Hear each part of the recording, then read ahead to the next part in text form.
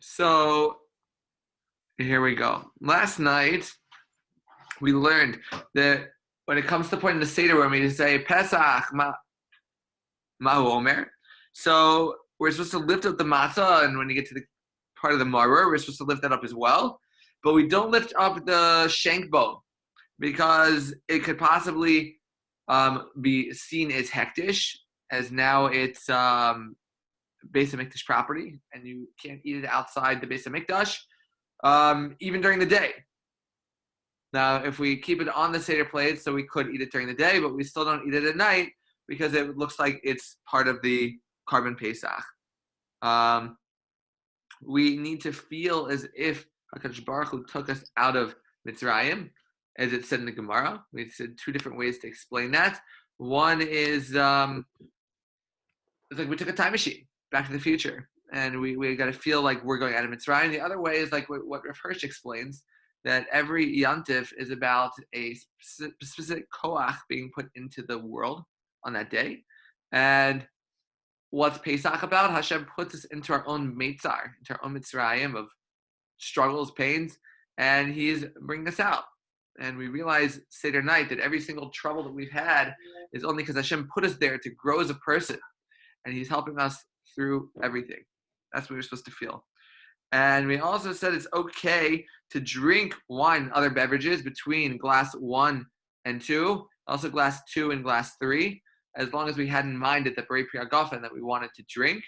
It's not ideal, but if, let's say, a person's talking a lot during the Haggadah, they want to drink water, so that would be okay if the time you make Berei Pri Hagafen, you have in mind for water. It all stems because would we be allowed to drink more wine? So in between glass 1 and glass 2, you would, because the extra wine make you hungry for the matzah. Between glass 2 and glass 3, it would be okay, because that's during the meal. And so you say typically a person will not get drunk when they're eating at the same time. But every person's different, so if you know yourself and you're going to get drunk, then that's not the best thing to do. We should be maybe a little tipsy at the Seder to be able to feel that chayros coming out of Mitzrayim, the freedom, but not totally gone. Okay, so with that, here we go. On to Kuf Yud Ches Amud Aleph. We just a little bit at the bottom before we start the top that's up on the shared screen. So it's quoting the Mishnah. It says, Rivi Gomer Lavas Ahalel Omer La Birkas Shiur. So the fourth glass, said the Mishnah, we're supposed to finish up Hallel, and we're also supposed to say the different Shirim, the different songs that we have at the end of the Seder. Ask the Gemara, my Birkas Shiur, at the top of the screen. My Birkas Shiur. What's the Birkas Shiur that the Mishnah is talking about? Rabbi Huda Omer, we're talking about Yahalucha Hashem Elokeinu. That last paragraph in Hallel. Rabbi Yochanan Omar, it's actually Nishmas Kochai, to say Nishmas at the end of the Seder. Taner Rabbanan, the rabbis taught Rabbi Gomer Lav Zahal, Omer Halal Hagadol, Dibur Rabbi Tarfon. According to Rabbi Tarfon, so he says that you're supposed to finish up Halal on the fourth glass, and also say what's called Halal Hagadol. We're going to get into a minute what that is. V'ish Omrim, some say that that's from Hashem Roe Lo Echsar, that you're also supposed to add in a pasuk that says Hashem Roe Lo Echsar. Now, ask the Gemara, Mehechen Halal Hagadol. From where does Halal Hagadol start? Which Prakim of Tehillim is that? Rabbi Huda Omer, it's Mehodu ad Naros Bavel. So from the long Hodu that we say Shabbos morning, those 26 that we stand for in Pesukei de Zimra. So we got to say that all the way through the Prakim and Tehillim until Naros Bavel. Rabbi Yochanan already know it's Mishir Malos ad Naros Bavel. Rabbi Achbar Yaakov Amar Miki Yaakov Bachar Lo Ka ad Naros Bavel. So opinions aside, why do we call this tefillah Halal Hagadol, the great Halal, the great praise? It's because that Hashem sits up in the highest levels of the world, and He distributes parnasa, He distributes a livelihood of money to and things to eat to all the people in the world. So that deserves praise. That's why we call it Halal Hagadol, the great praise, the big praise. Rabbi Yoshua ben Levi, Hani esrim v'shisha hodu connected me. The fact that we have 26 different hodus in Psuki de Zimra and that parak of Tehillim, why do we have those 26? Connected chafav dor shabar kodesh baruch hu ba'olamo v'lo nasan lahem Torah v'zanos ham bechasto. It's because there were 26 generations, if we count through Chumash, 26 generations before the giving of the Torah. Right now, we are only in existence because of the Torah that we put into the world. We earn our keep, and the fact that somebody is learning Torah right now, such as ourselves, that's the only reason that the world spins. If somebody would stop learning Torah for any one moment, the world would collapse. Baruch Hashem for all the time zones, right? But before the giving of the Torah, Hashem allowed the world to run through His chesed. So because of those 26 generations, we have 26 hodus. Amar Chisda, my dichsiv, what does it mean when it says Hodu Hashem Kitov? So it says Hodu Hashem Shigova Chulvaso Shel Adam. It's because He collects basically the chov. He collects payment. Hashem collects payment from people in their own tovaso, in their own tova. Whatever a person has good, Hashem takes it away, and then Baruch Hashem, you suffered in that area, but you didn't have to suffer in some other way. We know that we obviously make mistakes. Sometimes we make averas, we make sins. So Hashem wants to help us out. So instead of taking away years off of our life, so we might hit our head on the cabinet, something that might be painful, but it's not as painful as something else. So we cash it in as Yisurim. Here the Gemara says that Hashem takes away the best thing from each person. So the Asher B'Shoro, the rich person has an ox. The As'ani B'Siv, and poor person has a goat. Yasam B'Beit Saso, an orphan, he has an egg. And an Almana B'Tarna Galosa, a widow, she has a tarnagol, a little chicken maybe, or a hen. So that's what Hashem takes away from them. And that's why it deserves saying, praise it is Hashem that He's good, because He helps us in the best way possible, even when it seems bad. It's really for our own benefit. Rabbi Yochanan, Kashim is shel Adam, Kiflaim ki Yolda. Now they're talking about Hashem makes good things for everybody. So it says making mizonos, making a person's parnasa, us getting paid money. That's harder than giving birth.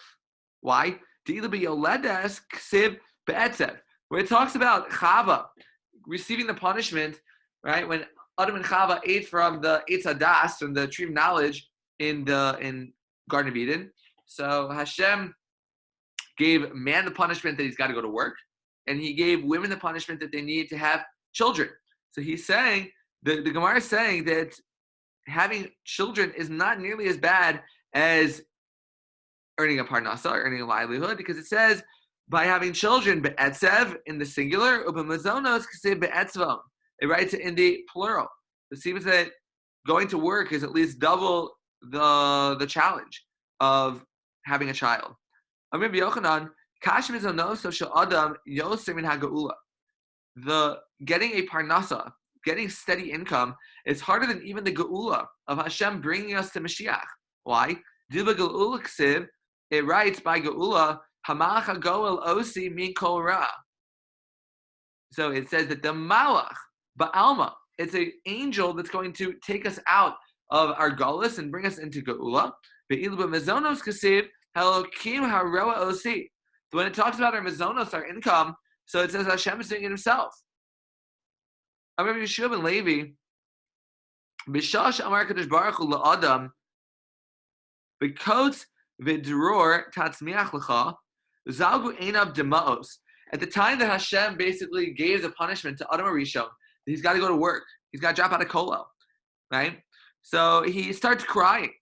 Amar Lefanav, he says to Hashem, Ribbon Shalom, Ani v'chamori nechal be'ivos echad. Me and the donkey, we're supposed to eat from the same trough, meaning we're both going to eat that grain or whatever the donkey was eating. But Kevin Sha'amar lo bezas afecha tocha lechem nizkar daito. Once Hashem says you're not going to eat the same thing as the donkey, but you're going to be able to work the grain and make it into bread. So then man says, that's hard. I don't want to have to use up my day to work and earn my livelihood and make bread. But if that's what I got to do, it's better than the donkey. So I'm okay. Amrish ben Lakish, Ashreinu imamanu barishona. Rish Lakish says it would have been better if men were left to have children. Why? V'adayin lo paltina mina tika achlinan isi dedabra. Because even if you don't do any work to plants, there's still going to be leftover vegetation that comes in, and that's what a person could eat. So it would be better to be the woman and have a baby every once in a while, and once you get too old and you don't have any more, than to be a man where you have to constantly be going out to work when there's a little something growing anyway. Amar of Shizbi, Mashvid Rebbe Eliezer ben Azariah, Kashmir is the of Shel Adam Kekriyas Yamsuf. The mazonos of a person, the income of a person is as tough as Hashem splitting the sea. Dichsiv nosin lechan l'chol basar, because it writes Hashem gives food to every animal. V'samech le, and it writes next to it l'gozer yamsuf l'gzarim. So we see that since those two psukim are next to each other, an income is as difficult as Hashem splitting the sea. Ariel Elazar ben Azariah, kashin nikava shel adam b'yom hamisa u'kekriyas yamsuf. Difficult are literally the holes. I mean, if a person is constipated, his holes are not working to excrete, it's as difficult as his day of death, and also as difficult as the Yamsuf. Death would be the constipation. The Yamsuf, the sea splitting, would be when it's finally let out. Both are very difficult. Shnemar, as the pasuk says, Mart soel lefaseach, v'ksib basrei, rogeh hayam v'yamu galav. So you see those two concepts intertwined into the psukim. Remember Sheshis Mishum Rebbe Elazar ben Azariah. Kol ha'mavaza es hamoados ke'ilu ovid avodah zara. Anybody that basically embarrasses, doesn't treat properly the Yamim Tovim, then it's as if they're doing idol worship. It's as if they're doing avodah zara.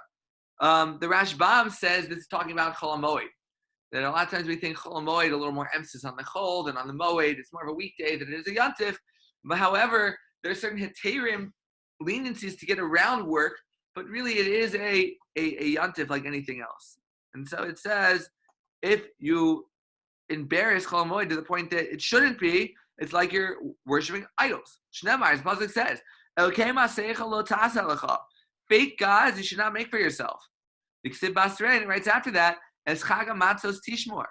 You should guard the holiday of the matzahs. So because we see those two psukim next to each other, we learn that if a person would not guard the Yom Tovim properly, then that would, including Chol HaMoed, says the Rashbam, then that would be on par with idol worship.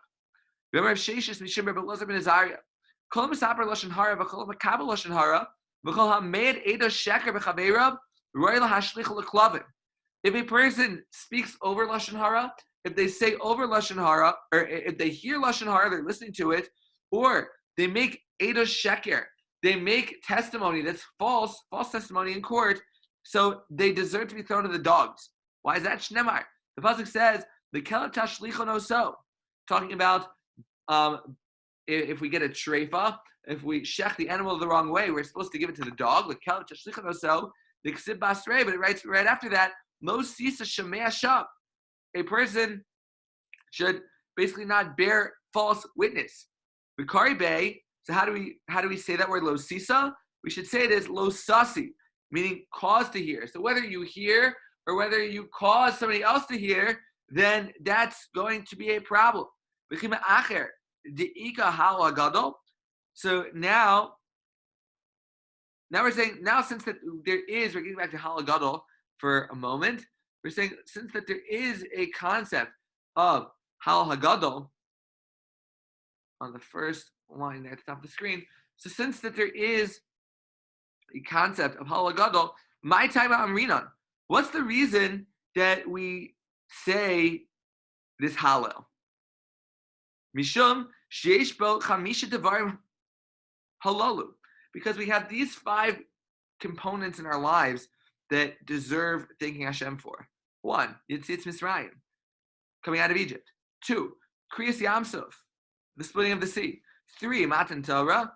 4, Tchias HaMesim. And 5, V'chavol Shem Mashiach, is the coming of Mashiach. Now that we're going to give a pasuk for each one that we should find familiar from Hallel. You see, it's Mitzrayim coming out of Egypt, as we say in Hallel. But says Yisrael in Mitzrayim, Kriyas Yamsuf, splitting of the sea. Dichsiv Hayamar Avayanos, Matan Torah, the giving of the Torah. Dichsiv Heharim Rakatuka Elim, the mountains were dancing as the Torah was giving over. Techias HaMesim, revival of the dead, as it writes, Dichsiv Es Halech Lifnei Hashem. Chavolu Shel Mashiach, Mashiach coming. Dichsiv Lolanu Hashem Lolanu. V'Amar Yochanan Lolanu Hashem Lolanu Zu Shibud Malchius. That's talking about something else. That's talking about the fact that we're in Shibud Malchius, that we're basically obligated by different kingships of the world. We're obligated by the United States of America to certain things. Baruch Hashem, it's a Medina Shel Chesed. It's done a lot of great things for us. It should continue to, by the way. Throughout history, unfortunately, we've not had countries as nice as that. So because of Shibud Goliath, or Shibud Malchius, there would be need to praise Hashem for any little bit that we have. Igda Amri, others explain, Amr Yochanan, Lo Lanu Hashem Lo Lanu, Zu Milchamas Gog and Magog. That's talking about the war between Gog and Magog. Rav Nachman bar Yitzchak Amar Mipnei Sheyesh Bo Milut Nefashos Shel Tzadikim Megehenna. It's to thank Hashem for bringing up tzaddikim that already plateaued to the depths of hell, Gehenna. Shnemar, as the pasuk says, Ana Hashem Milta Nafshi. Chezke Amar Mipnei Sheyesh Bo Yiridasan Shel Tzadikim Lekivshana Eish. It's because that there were tzaddikim, righteous people that went down into fires, basically. The Aliyasan Mimenu Yiridasan. And they're risen up from their fallen. Dichsiv, as the pasuk writes, Lo Lanu Hashem Lo Lanu. We're going to get back to that in a moment. So, Amar Chananya, Kilishim Chatin Kavod. So, we're going to go back and forth here. Who says what? Amar Mishal, Al Chastecha Bi'al Misecha. Amar Azariah, so Azariah says, Lami Yomer Hagoyim. Amar Kulan, so they say together, Al Asan Mikivshan Ha'esh, Dichsiv, Haluas Hashem Kol Goyim. Amar Chananya, so Chananya would say then, Shabachu Kol Umim. Amar Mishael would says, Kikavar Linu Chasto. We're just going straight through Hallel now. Amar Azariah, Amar Be'emes Hashem La'olam, Hallelujah. Amar Kulan, all of them would say, V'yesh Omrim, Be'emes Hashem La'olam. I guess out the Hallelujah. And Gavriel Amru, B'shah Shehipel Nimrod Harasha, Es Avram Avinu, Letoch Kivshana Eish, Amar Gavriel Lifnei HaKadosh Baruch Hu. So at the time that Nimrod put Avram Avinu into the fire, in the famous story in Bereshis. So this is what Malach Gavriel, the angel of Gavriel, said to Hashem. Ribono Sha'olam, Orid B'etznain B'atzil Es Hatzadik B'kivshana Eish. Gavriel says, basically, let me make hail. And I'm basically going to go down and I'm going to cool the fire from and save Abraham. Amar HaKadosh Baruch Hu, Ani Yechidi Ba'olami, V'hu Yachid Ba'olamo. Says Hashem, a little interesting, I'm unique in my world, and Abraham Avinu is unique in his world. So Na'ali Yachid Lahatzal Yachid. So it's nice for an individual to save an individual. Hashem is almost like putting himself on Abraham Avinu's level. And because that Hashem does not take away any type of reward from a person, that says Hashem, it would be befitting for me to allow you to save him. We know that there is only one God in the world. We have different ideas, maybe from the cartoons, of what we think angels look like. The basic idea on a Torah level, what an angel is that they're arms of Hashem. I can move my arm. The arm's only going to move if I tell it to move. It's not going to move this way unless I tell it to. The same thing with an angel. An angel is basically a shliach, an agent of Hashem. it doesn't have free will like we do. If I felt like hanging up from the Zoom call right now, I could, but I'm not going to because it's my choice. But angels don't have free choice. They're like the arm. They have to go wherever Hashem wants them to go. So he started talking out with Hashem. I want to go save Avram Avinu from the fire, and Hashem's going to allow him to do it. We're going to give a story now that is not like that, where they actually pull the angel back, and they're going to save the person a different way. Now we're going to save 3 people at once from a fire.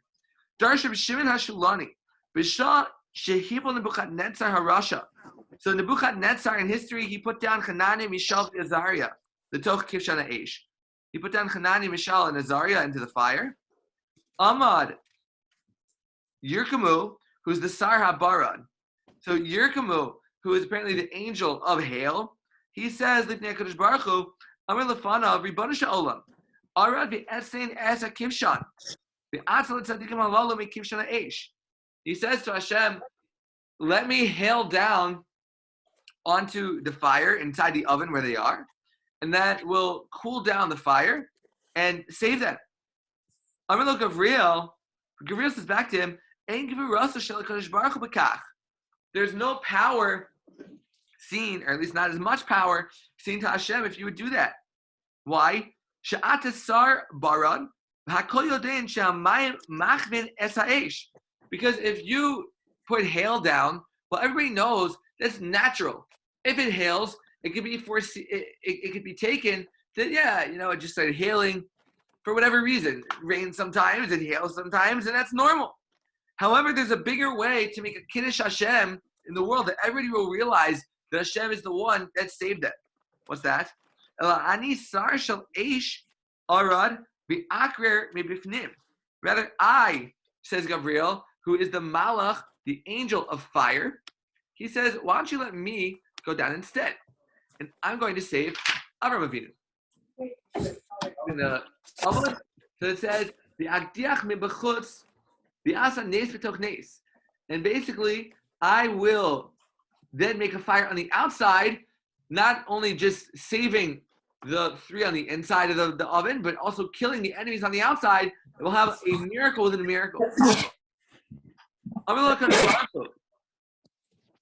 So HaKadosh Baruch Hu says, have mute. Here's some sound coming in. So HaKadosh Baruch Hu, raid ba'os Shah. He says, go down this moment. Pasach Gavriel v'amar v'emes Hashem la'olam. That's when he says v'emes Hashem la'olam. Rabbi Nassan Omer v'emes Hashem la'olam. Dogim shebayam amruhu. So Rabbi Nassan responds, no. Actually, it was fish that said this statement that emes of Hashem should be forever. Why is that? K'di Rav Huna, the Amar Rav Huna, Yisrael sheba'oso hador mikane amuna. There were Jews amongst the people leaving Egypt that were what's called mikane amuna. They had a good faith. Imagine that. Ukdarish Rabba Barmari, my diksiv. What does the pasuk write? It says in what's this pasuk we have from Tehillim? It says V'yamara ayam b'yam sof melamed shahamar Yisrael be'osa shah. We know that the Jewish people did not have such great attitude at the sea splitting. V'amar kushem she'anu olim mitzad echad kach mitzriyim olim mitzad acher. Just like we were able to come out, Baruch Hashem, from one side of the sea. So the Jews, once they get out of the sea, they're scared that the Egyptians are just going to pop out from somewhere else. I mean, they saw the whole sea crash down on Paro and all of his carnies, Baruch Hashem, but they thought that maybe there was a trick, there's a trap door. And Paro actually survived. He's going to pop out and kill them. So, what happens? So, Olam Mitzad, Amar Lo HaKadosh Baruch Hu, L'sar Shel Yam. We're on the first big line. So Hashem says to the angel of the sea. Put osan liyabasha, spit them out onto the dry land in order so that the Jews can see so the Jews can see their enemies destroyed, killed. Amar the fun of Ribbon Olam. Klum yesh eved shenosen lo rabel matana bechozer benotam mimenu. Is there any time that a slave gives their master a gift and then asks to take it back? So it's almost like the angel sees the Red Sea as its master, and that the angel is the slave. So if we already gave the Egyptians to the sea, how are you supposed to ask the sea for it back? He says, don't worry, Hashem says, I'm gonna give you 1.5 in the end.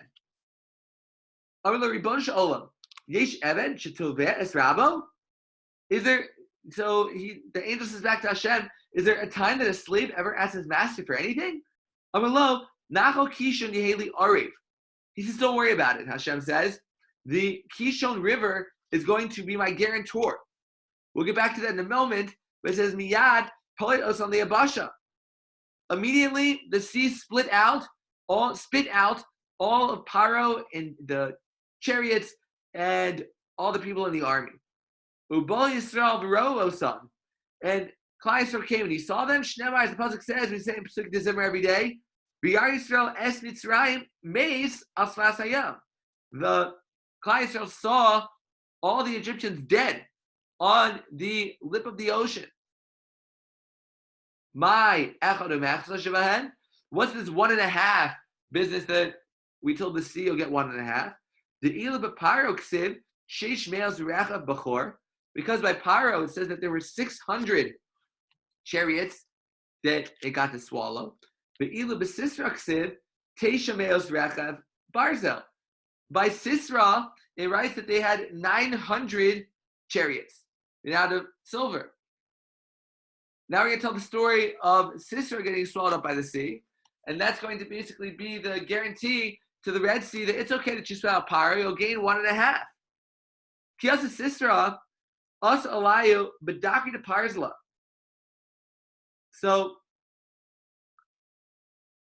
there's basically, we're going to see that there are stars that are going to shoot out of the sky.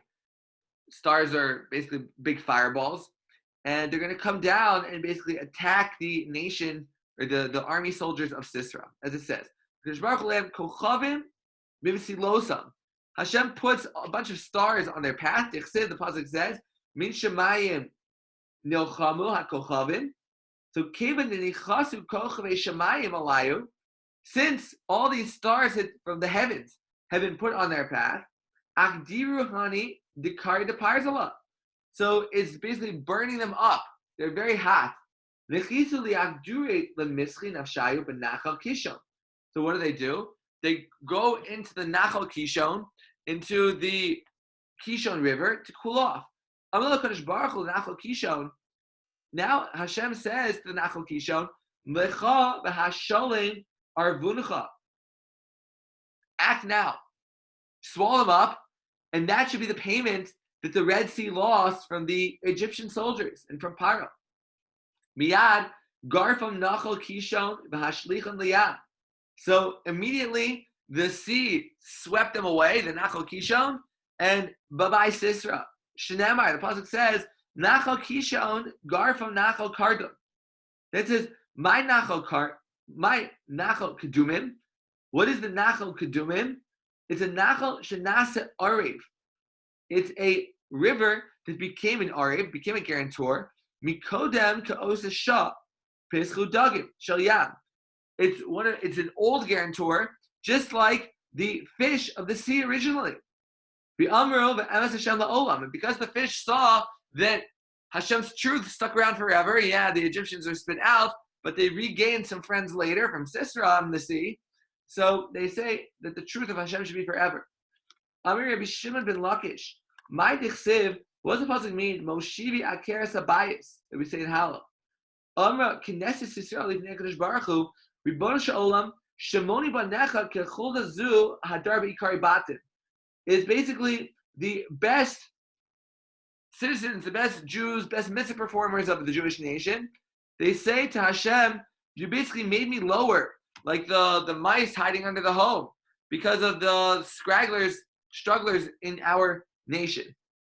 So, because of the people that were Mekatnei Emunah, they didn't believe properly in Hashem, so it seems that they were brought down. But after they saw all the Egyptians spit out onto the shore, then all the Jews were brought back up, and they were on a good path to receive the Torah at Har Sinai. 40 days later. Darish Rava, at the two dots. Let's see if we can find it. Yeah. Okay. First line at the top of the screen. Two dots. Darish Rava. Rava explains. What's the pasuk that says, "Ahavti ki yishma Hashem"? Amar Knesset Yisrael Ribon Sha'olam. Elas ani ahuva lefanecha. Ask the great scholars of the Jewish people. They say to Hashem, when am I fully beloved in front of you? Bizman shetishma kol tachnunai. It's at the time when you hear all of my prayers. As the pasuk says, Delosi v'li Yehoshia. Amar Knesset Yisrael Livnei HaKadosh Baruch Hu Ribon Sha'olam. Aval pi shedola ani b'mitzvos l'cha ani v'li no'eh l'Hoshia. Even though that I might be low in mitzvahs, says these great rabbis, but because that I really want to connect with you, I cover my eyes and say Shema Yisrael, then you're always looking out for me. Thank you so much, Hashem. Rav Kahana, kishechalu Rabbi Yishmael Bar Yossi, shalach lo Rabbi, amar lanu shanim v'shlosha devarim, she'amar lanu mishum avicha. So when Rav Kahana got sick, Rabbi Yishmael Bar Yossi, he sent Rebbe, who's going to tell him 2 or 3 things about when his father got sick. Shalach lo kach, this is what he sent him. Amar Abba, my dichsiv, what's the pasuk say? Hallelu es Hashem kol goyim, umas ha'olam. When it says that the goyim are praising Hashem, it literally means that umas ha'olam, the nations of the world, are going to praise Hashem. Ma'ya v'aditayu. What good do the other nations, why should we mention that in our praise of Hashem, that other nations are praising Him? Who cares? This is what we're saying. Haluas Hashem kagayim, agavuros niflos avid b'hadayu. The other nations experience Hashem's greatness as well. They're praising Him for that. Kol shken anu, to gavar lenuchaso. All the more so us, that Hashem has basically surrounded us with His chesed even more. We deserve to thank Him even more.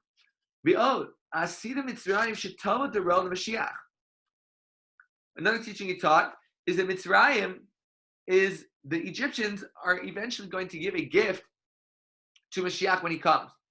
They thought that Mashiach is not going to accept a gift from them. Too bad. Because Hashem tells Mashiach, go ahead and accept a gift from the Egyptians. It's sort of sarcastic, but he said that that the Jews were guests for so long inside of Egypt, so the Egyptians deserve to pay back to Mashiach. As the pasuk says, Ya'asiv Chashmonayim Mani Mitzrayim Nisa. Then the nation of Cush, somewhere down in Africa, Kal v'chomer ba'atzma. They make a kal v'chomer, and all the more so. Why?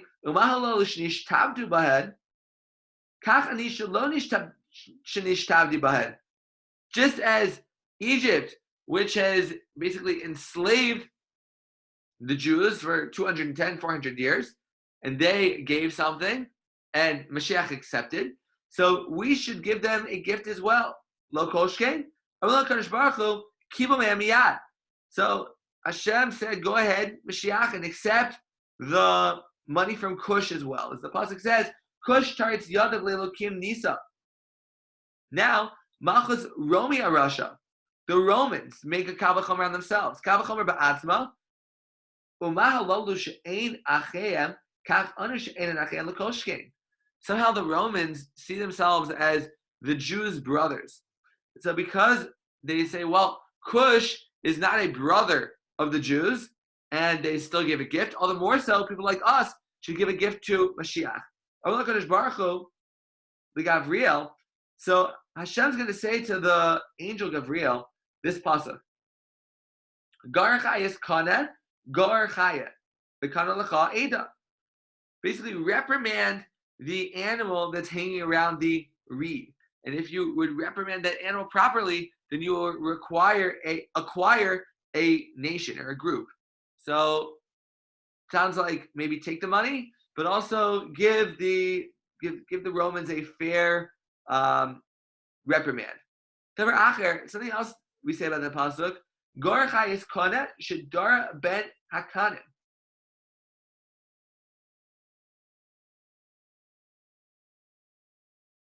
You're just supposed to, it's another explanation saying the exact same thing.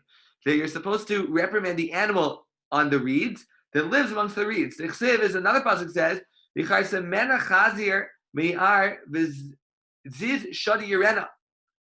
Amar B'chia bar Abba, Amar B'Yochanan, Gar b'chaya shekoma asa niskavim b'kol zechad. So Rabbi Yochanan says that this nation, or the animal, the metaphor, that basically all their actions are written in what's called a one quill. All their actions are to Klal Yisrael's detriment. So because everything that Rome did was for our destruction, all the more so you should reprimand them and make sure that they get what they deserve. Edis averim ba'agale amim sheshachtu aviram ke'agalim she'elahem bailim. So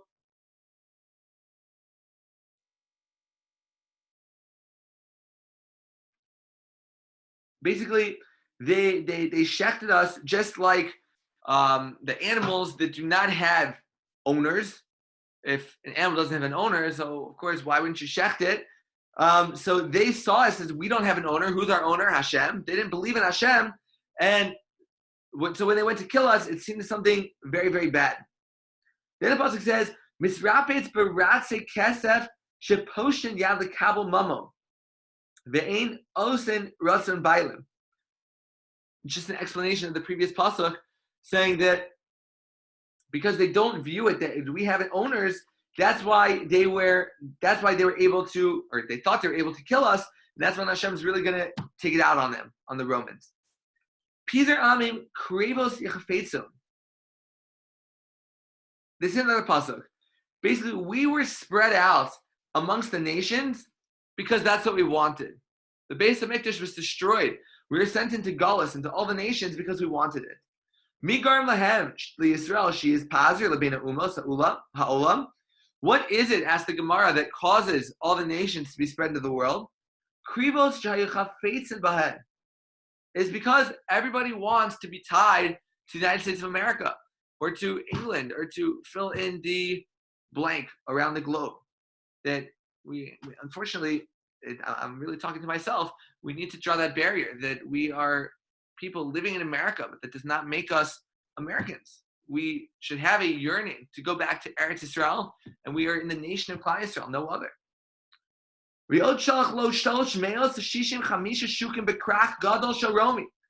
There were 365 stores that were in the area of Rome, of the Romans. There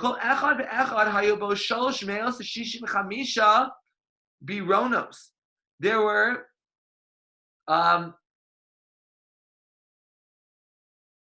365 towers on each of these stores. The kol biranis v'biranis hayobo shalosh meos shishim v'chamisha maalos. There were 365 steps going up to each of these 365 towers. V'kol mala umala hayobo k'dei lazon es kol olam kulo. All these stairs, I don't know if you can do the math, 365 times 365. So they were all covered in food. That's what the Romans had. Amar Rabbi Yishmael the Rabbi, the Amri Law, and some say it was actually Rabbi Yishmael bar Yossi. Hani leman lecha. Why do you have all this food? He's asking the Romans. It says lechavercha or lechavroseich. It's actually to feed everybody in the world. Shnemar, the pasuk says, Sachra v'tnena kodesh laHashem. Then we say, lo yatser v'lo yechasein.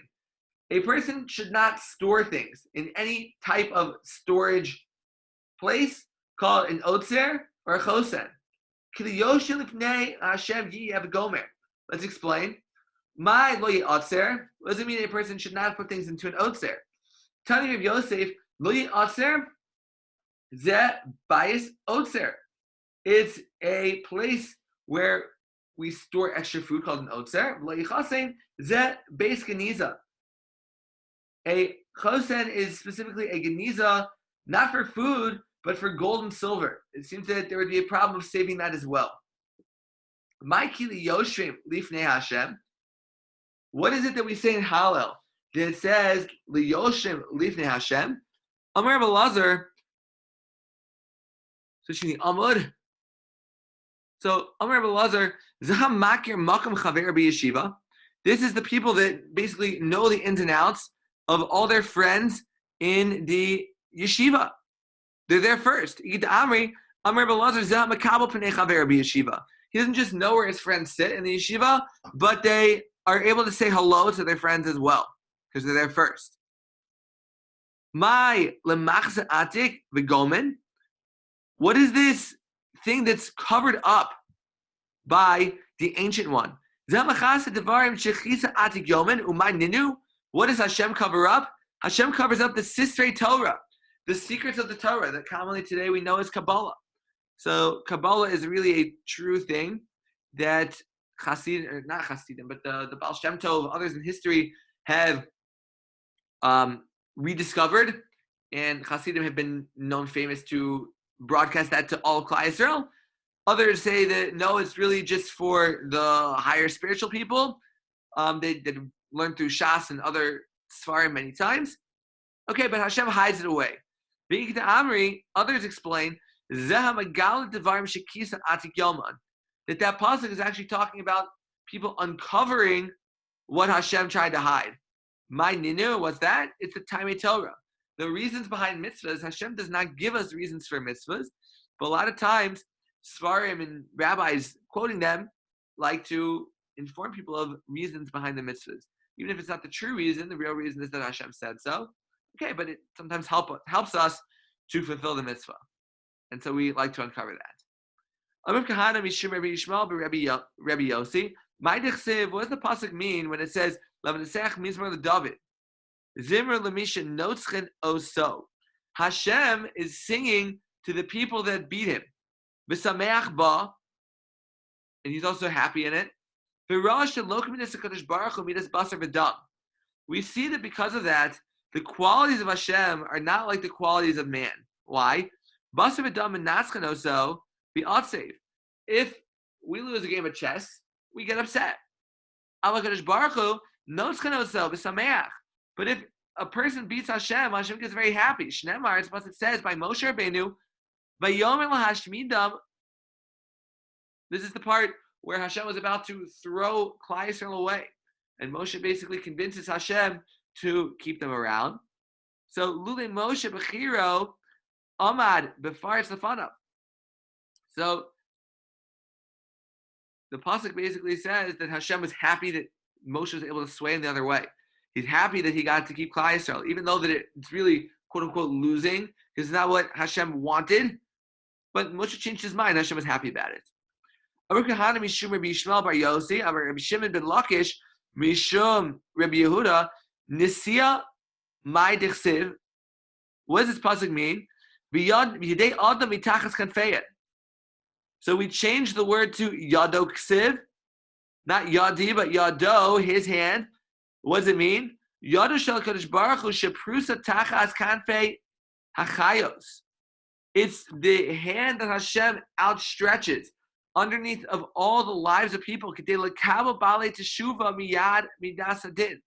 order to accept people that are doing teshuvah, that they're repenting, because ordinarily, if Hashem wouldn't do that, the midas hadin, that basically you get whatever you deserve if you're 1 mile per hour above the speed limit. Hashem gives a speed ticket, but no, He's able to accept people that want to change, become better. He's willing to help us. There's that pasuk. Amar Yehuda Amar Shmuel Kol Kesef V'Zav Sheba'olam Yosef liktu v'helvin leMitzrayim. Rav Yosef says in the name of Shmuel, every last bit of money and gold in the world, Yosef brought with him down to Mitzrayim. Shneimar, as the pasuk says, "Vayilchad Yosef is called a kesef hanimsa, ainli al shebe'aretz, shebe'aretz Mitzrayim, shebe'aretz Canaan." So from that pasuk, we only know that all the wealth of Mitzrayim, Egypt, and Eretz Canaan, where Eretz Israel is, that all the wealth went down with Yosef from those two places. But Bashar Artzis Minayin, how do you know that the wealth from the other nations went there as well? Talmud Lomar, because the Torah says, B'chol ha'aretz, ba'u Mitzrayim, u'ksha'ol Yisrael Mitzrayim, ha'alu imahen. And then, not only that did Yosef bring all the wealth down, but when they were brought out of Mitzrayim, as we talk about Seder night, so they brought all the wealth out with them. Shneimar, as the pasuk says, V'yinatzlu es Mitzrim. They were saved from the Mitzrim, and we know they were allowed to even take the spoils, the gold and the silver that the Mitzrim had. They basically just knocked on the door and said, I know you have this, hand it over. And the Mitzrim said, okay, here you go, because they didn't want to mess with Hashem anymore. So Klal Yisrael took all the wealth of the world out with them when they left Mitzrayim. Asi Amar, Asu Kimitsuda, Zu She'ein Ba Dagon. So he says it's like a bird feeder that does not have any grain in it anymore, any of those bird seeds. Egypt was left just as empty as that. Another metaphor Rabbi Shimon gives, Rabbi Shimon Amar, Kimitsula She'ein Ba Dagim. It's like an open ocean that does not have any fish. It's empty. V'hayamona ad rachba'am. V'hayamunach ad rachba'am. Rachba'am basically comes and takes it away from Klal Yisrael. Bashishak melech Mitzrayim, but not Rachba'am. So Shishak, who's the king of Egypt later in history, he takes it away from them. Shneimar, as the pasuk says, "V'hi b'shana hachamishis the melech Rachba'am, ala Shishak melech Mitzrayim al Yerushalayim v'yikach es artzos es otzros beis Hashem." And then the es otzros beis HaMelech ba Zerach melech Kush v'natla Shishak. Zerach, who is the king of Kush, he took it away from Shishak, his wealth. Ba Asa v'natlu mizerach melech Kush. Asa comes and he takes it away from Zerach, who's the king of Kush. The Shiagru the Hadrimon ben Tavrimon. Bo b'nei Ammon v'natlum me Hadrimon. So the b'nei Ammon come and take it away from Hadrimon ben Tavrimon. Ba Yehoshaphat v'natlum me b'nei Ammon. Yehoshaphat comes and takes it away from Ammon. Munach ad Achaz ba Sanchriv v'natlum me Achaz. So now Sanchriv comes and takes it away from Achaz. It's a game. Where's all the wealth of the world going?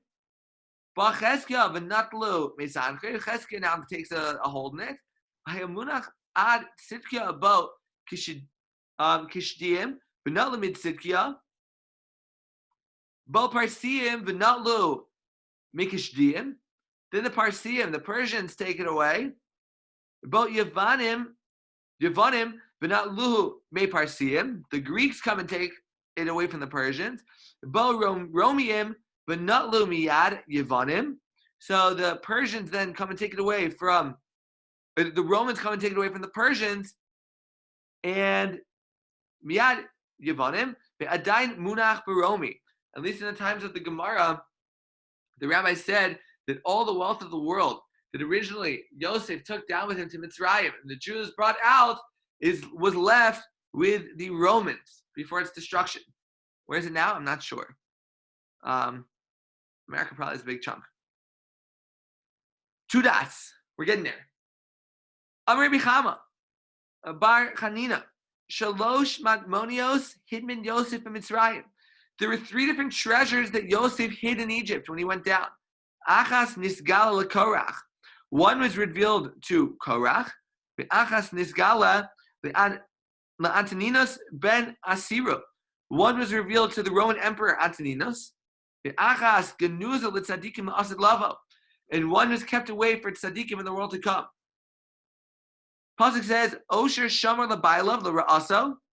To explain that, Amar Rabbi Shimon ben Lakish, Zu Ashar Shakarach. That's talking about the richness of Korach that was then revealed to him from what Yosef hid away for him in Mitzrayim. Shnemar, as the pasuk says, "V'es kol hayikum asher b'raglayim." Rabbi Lazar, "Zemamona she'adam shema'amido al raglav." This is the money that a person has. Basically, he stands on top of it. That's what was in Mitzrayim. Rabbi Levi, "Masoj shalosh meos pardos lebanos hayu maftechos."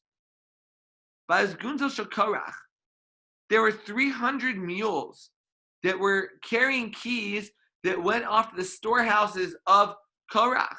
Vikul aklidi v'klipi de galda. And all of these cases that the keys were in, they were all made out of some type of light leather. And even so, it took 300 mules to carry all the keys to open up all of Korach's storehouses. So we see that whatever was hidden for Korach in Mitzrayim, he was very, very rich. And then we're going to skip the parentheses. Usually we read the brackets, the parentheses we skip. Amar Shmuel bar Nachamani, Amar Yonasan. The pasuk that says, Odecha ki ani sani, that we say in Hallel, Amar David. David says that. Then, Evan Masu Abonim, Haisa L'Rosh Pina, Amar Yishai. Yishai was the one that said that, David's son. Or David's father, I suppose, David ben Yishai. Then the pasuk that says Me'es Hashem Ha'isa Zos Amru Achiv. So it was Yishai's brothers. Then the pasuk that says Zeh Hayom Asa Hashem Amar Shmuel. Shmuel said that. The pasuk Ana Hashem Oshiana Amru Achiv. It was the brothers as well, the brothers of Shmuel. Ana Hashem Hatzlichana Amar David. David said that himself. Baruch haba b'shem Hashem. Amar Yishai. Yishai said that. Berachnucha mi beis Hashem. As we say in Hallel. Amar Shmuel. That's what Shmuel said. El Hashem v'yar lanu. Amar Kulan. Everybody says that. Isruchag v'yad bosim. Amar Shmuel. Eliatav yodeka. Amar David. Elohai aroma mecha. Amar Kulan. That's what everybody says. Okay. So tomorrow we're going to get into a little bit about the double Pesukim that we repeat in Hallel, and we're going to get a little bit back into the Afikomen and eating after the Seder. So hopefully there won't be as many Pesukim. Ideally, it's always been to my sadness that most yeshivas never spend time on these dafin with a lot of the pesukim in them. They're very deep, as we can probably tell. It might be a little boring if we don't go so deep, but I think the basic idea that we can take from a daf and a half such as this is that we say Hallel every Rosh Chodesh. We say it, we're going to be saying it on Pesach how many times, and just to stop for a moment and to stop the freight train to blast through and just remember how deep these things are, how rooted they are in history, hundreds, thousands of years ago, how many people said it. And then with our theme that Rav Hirsch says, relating Pesach into our lives today, so how am I going to bring these words alive into my own life? If we see the English of a lot of these verses in Hallel, they really will hopefully strike a chord, and with the proper preparation, we should be able to gain something from it. Okay, so as we said in the beginning of the shiur, tomorrow night, God willing, we're going to do one more daf like we do on Thursdays. And then Sunday, that leaves us with one daf and a half to go. And that's the entire parak. Baruch Hashem. We're moving along with Siyata Dishmaya. We're not there yet. Hopefully, we all continue, myself included. And any questions from tonight? Hopefully, I could be of help. Okay. Thank you all for coming on. And looking forward to tomorrow night. Shkoyach, thank you. Sure. Thank you. All right. Good night. Good night.